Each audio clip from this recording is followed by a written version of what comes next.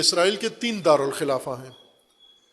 ایک دارالخلافہ اس کا تل ابیب ہے جو رسمی ہے اسرائیل کے اندر. دوسرا دارالخلافہ ابو ظہبی ہے، دبئی ہے. اور تیسرا دارالخلافہ آذربائیجان ہے. اسرائیل نے اپنی بہت ساری اہم تنصیبات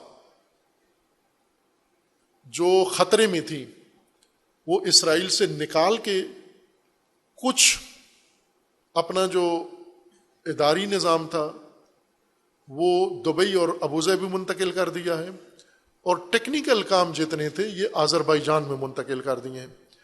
اسرائیل نے ایک شرارت یہ کی ہے کہ ایران کے بارڈر پر، آذربائیجان اور ایران کے بارڈر پر اپنا سفارت خانہ قائم کیا ہے.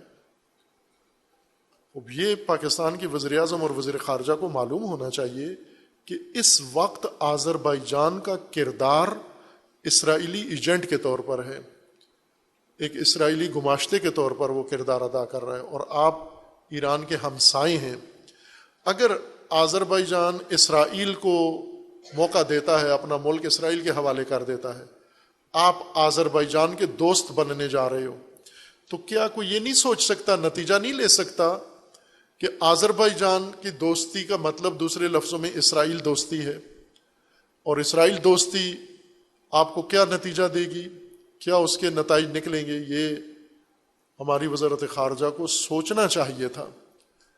اگر آپ گیس تیل لیتے ہیں وہ ایران سے نہ لیں، قطر سے لے لیں، آپ اور ملک تھوڑے ہیں ان سے لے رہے ہیں، آپ آذربائیجان میں جا کر اور ان سے سمجھوتے کرنا اور ان کے ساتھ کرنا، در حالی کہ آذربائیجان اس طرح کی صورتحال کا شکار ہے کہ وہاں مکمل طور پر ان کا سسٹم اسرائیل کے کنٹرول میں آ گیا ہے.